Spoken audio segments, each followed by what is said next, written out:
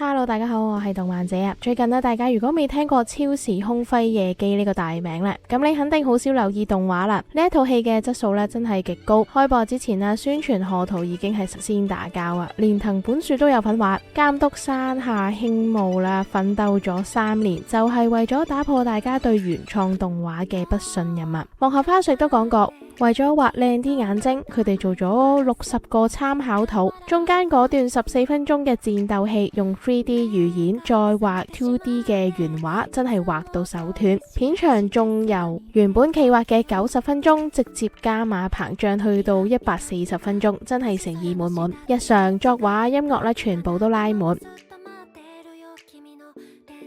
故事係講述冇幾耐之後嘅未來，有一個叫做閱讀嘅虛擬世界，管理員兼頂級 VTuber 8000代，自稱8000歲啦。主角普通 JK 彩葉係佢嘅死忠粉。有一日彩葉嘅屋企門口電線桿入面執到一個 BB， 光速大過咗，變成美少女。佢仲自稱嚟自月球，於是彩葉就叫佢做輝夜。輝夜用晒彩葉嗰啲存款買 VR 眼鏡，兩個人一齊上網打機。之後8000代搞咗一個8000代杯嘅比賽，贏咗可以同佢聯動。輝夜同埋彩葉組隊參賽，中間彩葉仲做埋輝夜嘅音樂製作人，兩個嘅感情亦都越嚟越好。比賽打到最後，對手竟然係彩葉嘅親阿哥黑馬老隊。戰鬥畫面全程炫技，最後輝夜同彩葉雖然輸咗個比賽，但係因為人氣最高，可以同8000代共同演出，仲一齊搬咗去高級公寓度同居。但係好景不常，月球人要嚟接走輝夜。花火大會之後，輝夜決定搞場華麗嘅畢業 live 嗰段戰鬥同埋音樂配合得超級爽，早見沙織嘅聲線簡直係神啊！不過輝夜最後都係被帶走，留低彩葉一個喺屋企對住空無一人嘅屋企。點知呢個時候劇情大反轉，彩葉唱起未寫完嘅歌，竟然傳到去月球。輝夜聽到彩葉嘅歌聲，用翻月球科技穿越星球想見佢。點知呢個時候就撞到隕石，發生意外，翻返去8000年前。因為飛船能量唔夠，化身唔到實體，只能夠喺網絡世界生存。等咗彩葉足足8000年，成為咗虛擬歌姬8000代。呢個就係超時空輝夜姬個名嘅由來啦。知道真相之後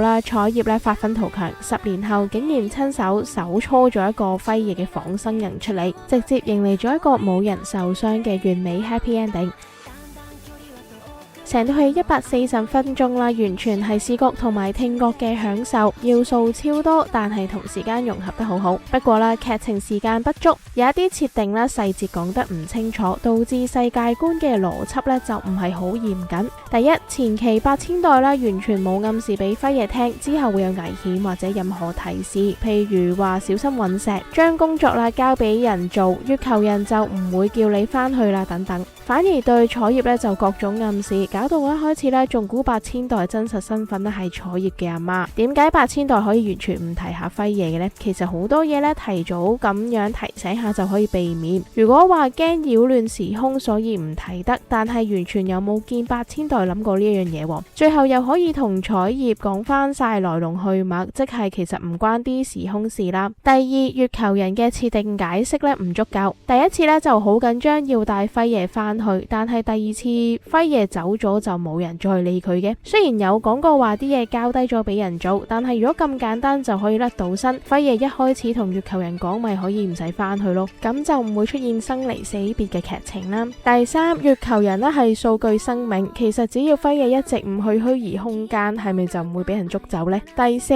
講緊其他配角嘅處理亦都有啲趕急，例如朋友好快就已經接受到輝夜係月球人，彩葉後面打電話俾阿媽就瞬間解決咗家庭咁多年嘅心結，而且亦都冇提到原因。不過就算有呢一啲少少嘅缺點都阻礙唔到呢一部作品帶俾我哋大量嘅情緒價值。因為喺呢2個幾鐘頭入面你幾乎冇時間停低去質疑，即係不斷俾笑點萌點、燃點同埋淚點牽住走。嗰啲唔合理、唔清楚嘅地方暫時都會被拋諸腦後，直至到電影完結，情緒慢慢退卻，先至會開始思考翻頭先講嘅小毛病。亦正係因為咁樣我會覺得呢一套動畫已經喺有限嘅時間入面交出咗佢能夠俾到嘅完美答案。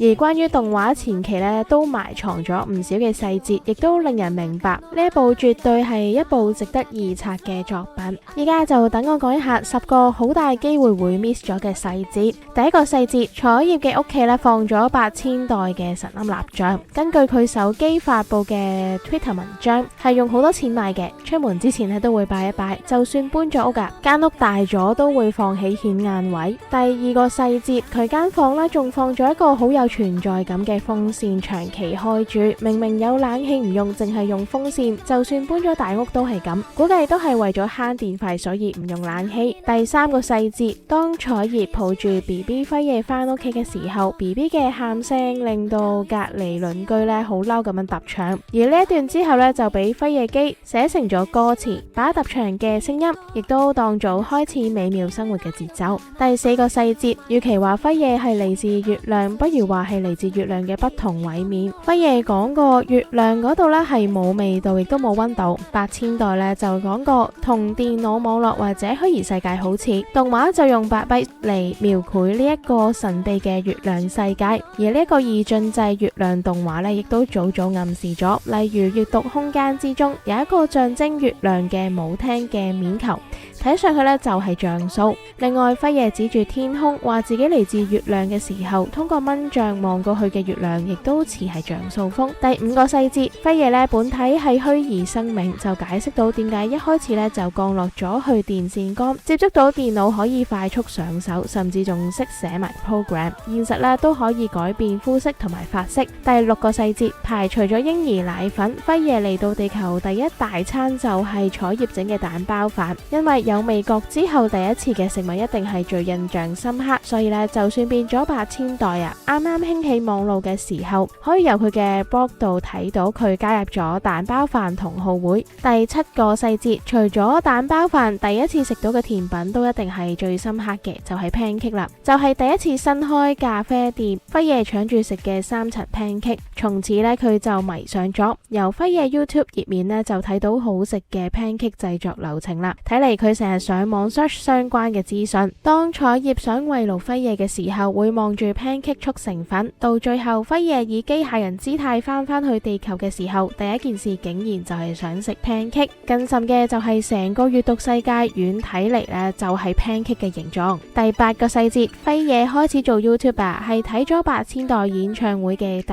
二日7月19號，而8月16號黑馬路隊就祝賀輝夜去到100萬訂閱，即係其實只係短短1個月嘅事。到底點解會咁勁呢？由動畫睇到佢直播時間超級長，彩葉翻學溫書甚至瞓覺嘅時候啦，輝夜都喺度做緊直播，再加上佢直播幾乎所有熱門題材都做，原創歌演唱、跳舞、遊戲、劇集 reaction、奇怪嘅挑戰同手作、聯動化妝、探店周邊。1個月未到，自己嘅公仔就出現咗喺彩葉阿哥嘅張台上面，甚至整嘢食嗰時都喺度直播，真係抵佢賺咁多嘅。第9個細節，輝夜直播嘅時候曾經話自己好任性，當時彩葉都話原來你知道噶，但係其實輝夜呢仲未去到死纏爛打，知道唔 work 啦就會轉變思路，對於彩葉嘅容忍同埋付出亦都會記喺心入面，知道自己即將離開就提前定好計劃，將2個月嚟賺到嘅錢呢轉晒俾彩葉。最後一個細節，當輝夜一夜長大嘅時候，彩葉第二日翻到去話唔見咗輝夜，以為佢走咗。正當佢好開心興奮嗰陣時啦，輝夜就喺櫥櫃度伸個頭出嚟，原來匿埋咗喺嗰度。2個月後，輝夜一夜消失，彩葉啦喺大廚房將櫥櫃逐個打開，不過呢個時候呢，已經係唔見人影啦。好啦，如果大家想知道更加多嘅細節呢，可以喺留言區度話我知，我會再出多集關於輝夜姬嘅細節。滿分10分嘅話，大家會俾幾多分呢？講真啦，呢一套呢，我覺得真係睇完會好開心嘅動畫嚟嘅。歡迎咧喺留言區同我交流，記得啦，幫手 like、share 同埋 subscribe。我係動漫姐，我哋下期再見啦。